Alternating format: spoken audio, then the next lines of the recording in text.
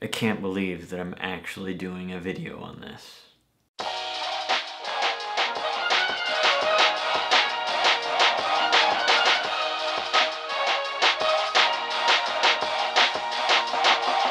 You'll never hear an argument like this from a critic that's actually a scholar.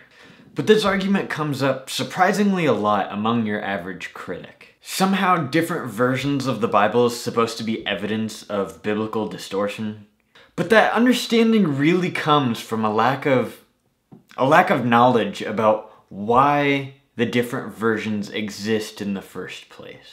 Actually, a lot of Christians don't even know this, which is mainly why I'm doing this video.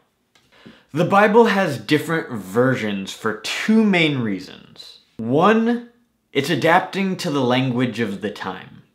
Obviously, King James English is not the same English that we speak today. So it makes sense to have an English translation that communicates to our culture more clearly. The second reason for different versions of the Bible is approaching the Bible with different interpretive methods. This is the important one that Christians often aren't really aware of. There are two ends of a spectrum in interpretive methods of the Bible. On one end of the spectrum, we have the word-for-word method, which is a method of translation that tries to get the best literal translation from the original text. And versions that come out of this method are usually like the NASB, or the ESV, or the NIV. These are all more word-for-word translations. On the other end of the spectrum, we have the idea-for-idea method, which is kind of engages a little more in the cultural and linguistic understanding of the time where the original text is coming from. And it does that to get a better understanding of the idea that is being expressed in the text. Another way of understanding this might be different cultural sayings or analogies that we use to express different principles. I wish I could come up with an example, but all of a sudden I'm drawing a blank. A lot of Christians just kind of assume that, like, the message is a bad interpretation of the Bible without actually understanding that it just kind of comes from a different interpretive method. And it can be a really useful tool if you utilize it.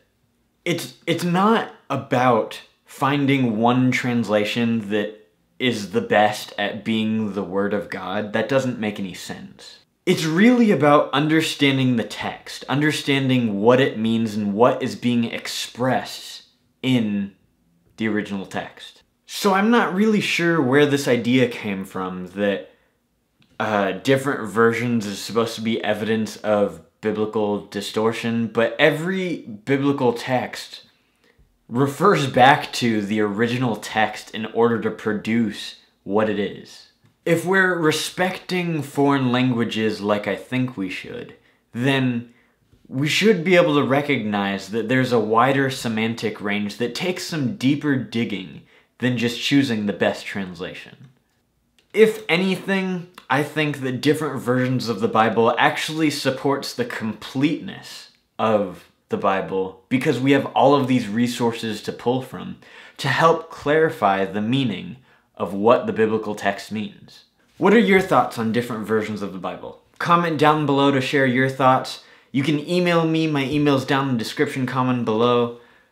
Like and subscribe to this video if you like what I do here and you want to see more. Otherwise, that's it for this video. Thanks so much for arguing with me, and I'll see you on the next one.